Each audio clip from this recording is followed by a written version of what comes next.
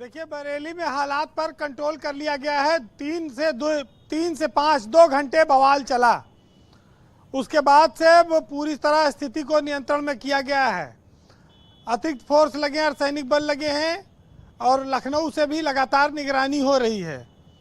लेकिन हम लोगों ने लब जिहाद सुना था, ये लब मोहम्मद, लब महादेव अब नया आया है और अब इसका स्वरूप पहला बरेली में हम लोगों ने देखा है। इससे पहले तो निकला जुलूस चला गया, शांति से कुछ बात आई, कुछ चली गई। लेकिन इस जुलूस का आवाहन करने वाले तौकीर रजा मौके से फरार हो गए। वो मौके पे नहीं आए और उनके न पहुंचने की वजह से ही लोगों में आक्रोश फैला और वहां पर आगजनी, तोड़फोड़ और बवाल हुआ और पुलिस ने लाठीचार्ज किया, आंसू गैस के गोले छोड़े। सबसे बड़ी बात यह है कि हमारे समाज में जितने धर्म ग्रंथ हैं, जितने धर्म गुरु हैं, सब यही शिक्षा देते हैं कि ईश्वर, अल्लाह, भगवान सब प्रेम करना ही सिखाते हैं। लेकिन वो प्रेम के साथ साथ ये भी सिखाते हैं कि मुझसे प्रेम करने से पहले इंसानों से प्रेम करना सीखो। और धर्म के आधार पर, जात के आधार पर भेदभाव, लड़ाई, मारकाट, इसकी अनुमति कोई भी धर्म नहीं देता है।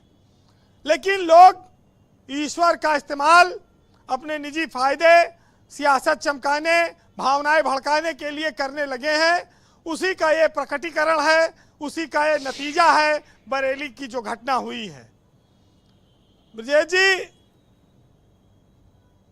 आज जिस दौर में हम लोग हैं, वहां पर धर्म के नाम पर तो हजारों लोग लड़ने के लिए आ जाते हैं, लेकिन धर्म के बताए हुए रास्ते पर चलने के लिए लोग तैयार नहीं हैं। और उसका जो आपने देखा, आई लव मोहम्मद, हमारे यहाँ भी देवी देवता, भगवान, इनकी तस्वीरें कभी जमीन में नहीं फेंकी जाती, इनका नाम लिख के कभी जमीन में नहीं फेंका जाता। तमाम पूजा पाठ के आयोजन होते हैं, फिर उनका विसर्जन होता है और वो नदी में और बड़े बड़े जलाशयों में उनको हम लोग तर्पण कर देते हैं। इसी तरह से मुस्लिम धर्म में भी है कि अगर उनके पैगंबर का, मोहम्मद साहब का नाम सड़क पर तख्तियों में लिपटा कैसे फेंका जाएगा, तो स्वाभाविक है कि जिन लोगों ने पाप किया है उनको अगर यहाँ नहीं सजा मिली, आगे सजा मिलेगी। ये लोग इंसानियत का नुकसान कर रहे हैं, नौजवानों को बर्बाद कर रहे हैं और प्रदेश का भी नुकसान कर रहे हैं और इन लोगों ने आज वही किया। लेकिन बड़ी हैरत की बात है कि ना तो यहाँ पर हेट स्पीच देने वाले 2 बड़े नेता आए हैं, एक बाहर से आते हैं कि यहाँ बरेली मौजूद हैं, इनके ऊपर आज तक कोई कार्रवाई नहीं हुई। पता नहीं क्या है। जिस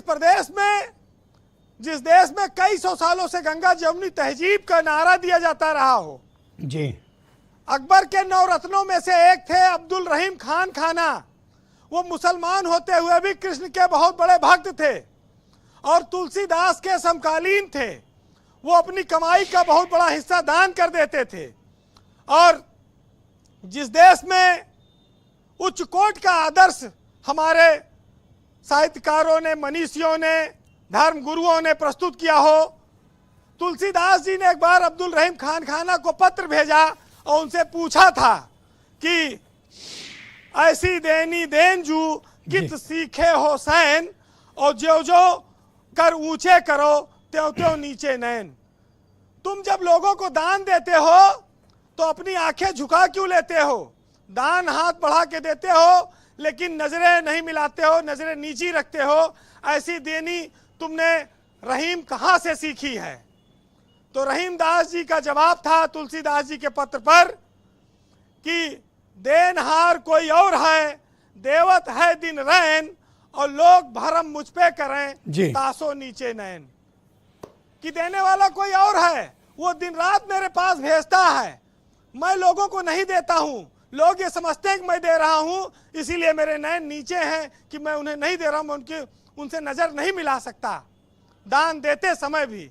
और यहाँ तो वीरेंद्र जी, आप ये मानते हैं कि जो कुछ भी हुआ वो नबी की शान में ये गुस्ताखी मानी जाए कि जिस तरह गलत तरीके से उनके नामों का उद्धरण और जिस तरह के उनके पोस्टर्स वगैरह लेकर ये लोग निकले, कितना गलत संदेश गया इस घटना का? जी, धर्म के नाम पर इन लोगों ने सिर्फ और सिर्फ नौजवानों का, नाबालिग बच्चों का आज बहुत बड़ा शोषण किया है और ईश्वर अल्लाह के सामने जो गुस्ताखी की है उसका तो खामियाजा बहुत बड़ी धर्म के गुस्ताखी लोग है। देंगे। लेकिन ये पुलिस भी कुछ करे, खाली नाबालिगों पे न करे। सरकार जिसने बुलाया था फरार हो गया मौके से, उस पर भी करे, क्योंकि इसकी जरूरत है। जी वीरेंद्र जी, कंक्लूड करें प्लीज। जी, वो अपनी जिम्मेदारी से भागने ना पाए, ये ध्यान रखना होगा। वैसे हम लोग चाहे जितने धर्मों में मानने वाले हो, बटे हो, लेकिन एक बार किसी ने ऊपर वाले से पूछा था कि गॉड, अल्लाह, ईश्वर, वाहेगुरु, इन सब में क्या अंतर है?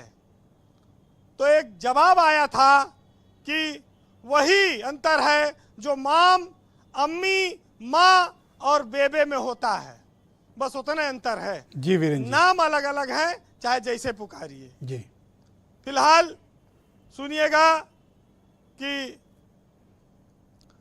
मंदिर मस्जिद एक हैं, कहीं झुका लो माथ, और ईश्वर अल्लाह एक है, फिर क्यों यह कोहराम। दोनों में अंतर नहीं, खुदा कहो या राम।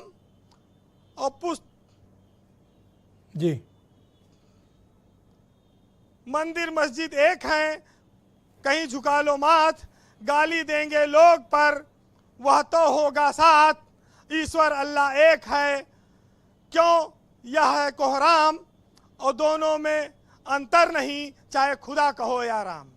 बहुत शुक्रिया वीरेंद्र जी, इनसाइट इंफॉर्मेशन के लिए आपका बहुत बहुत शुक्रिया, बहुत धन्यवाद।